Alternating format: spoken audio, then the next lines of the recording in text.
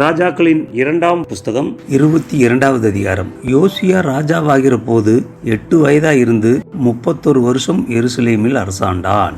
போஸ்காத் ஊரானாகிய அதாயாவின் குமாரத்தியான அவன் தாயின் பேர் எதிதாள். அவன் கர்த்தரின் பார்வைக்கு செம்மையானதை செய்து தன் தகப்பனாகிய தாவீதின் வழியிலெல்லாம் வலது இடதுபுறம் விலகாமல் நடந்தான்.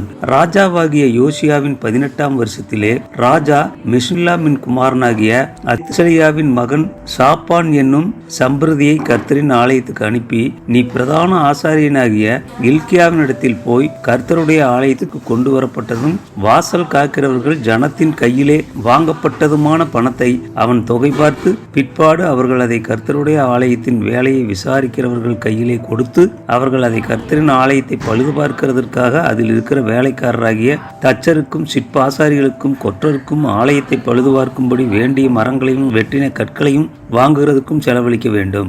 ஆகிலும் அந்த பணத்தை தங்கள் கையில் ஒப்புவித்துக் கொள்ளுகிறவர்களோ காரியத்தை உண்மையாய் நடப்பிக்கிறபடியினால் அவர்களிடத்தில் அதன் கணக்கை கேட்க வேண்டியதில்லை என்று சொல் என்றான். அப்பொழுது பிரதான ஆசாரியனாகிய இல்கியா சம்பிரதியாகிய சாப்பானை நோக்கி, நான் கர்த்தரின் ஆலயத்திலே நியாயப்பிரமாண புஸ்தகத்தை கண்டுபிடித்தேன் என்று சொல்லி அந்த புஸ்தகத்தை சாப்பானிடத்தில் கொடுத்தான். அவன் அதை வாசித்தான். அப்பொழுது சம்பிரதியாகிய சாப்பான் ராஜாவினிடத்தில் வந்து ராஜாவுக்கு மறு உத்தரவு சொல்லி, ஆலயத்திலே தொகையிட்டு கண்ட பணத்தை உமது அடியார் சேர்த்து கட்டி அதை கர்த்தருடைய ஆலயத்தின் வேலையை விசாரிக்கிறவர்கள் கையிலே கொடுத்தார்கள் என்று சொன்னான்.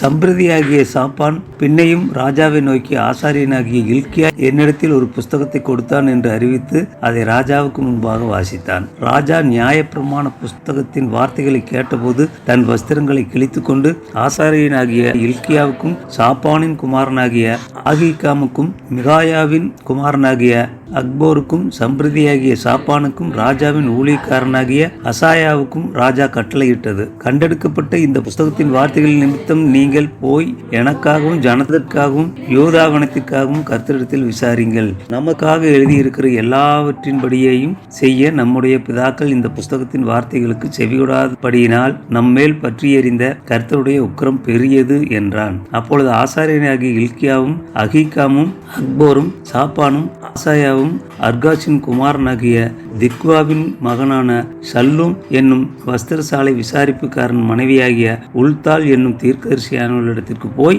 அவளோட பேசினார்கள். அவள் எருசலேமின் 2ஆம் வகுப்பிலே குடியிருந்தாள்.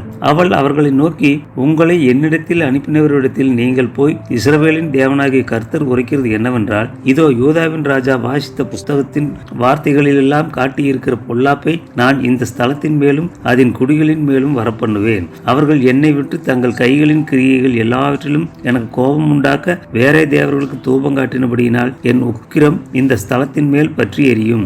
அது அவிந்து போவதில்லை என்று கர்த்தர் சொல்லுகிறார் என்று சொல்லுங்கள். கர்த்தரிடத்தில் விசாரிக்கிறதற்கு உங்களை அனுப்பின யூதாவின் ராஜாவினிடத்தில் நீங்கள் போய், நீர் கேட்ட வார்த்தைகளை குறித்து இஸ்ரவேலின் தேவனாகிய கர்த்தர் சொல்லுகிறது என்னவென்றால், நான் இந்த ஸ்தலத்திற்கும் அதன் குடிகளுக்கும் விரோதமாக அவர்கள் பாலும் சாபமும் ஆவார்கள் என்று சொன்னதை நீ கேட்டபோது உன் இருதயம் இலகி நீ கர்த்தருக்கு முன்பாக உன்னை தாழ்த்தி உன் வஸ்திரங்களை கிழித்துக் கொண்டு எனக்கு முன்பாக அழுதபடியினால் நானும் உன் விண்ணப்பத்தை கேட்டேன். ஆகையால் இதோ நான் உன்னை உன் பிதாக்கள் அண்டையில் சேர்த்துக் கொள்வேன். நீ சமாதானத்தோட உன் கல்லறையில் சேர்வாய். நான் இந்த ஸ்தலத்தின் மேல் வரப்பண்ணும் சகல பொல்லாப்பையும் உன் கண்கள் காண்பதில்லை என்று கர்த்தர் சொல்லுகிறார் என்பதை சொல்லுங்கள் என்றால், இந்த மறு உத்தரவை அவர்கள் போய் ராஜாவுக்கு சொன்னார்கள் என்பதே.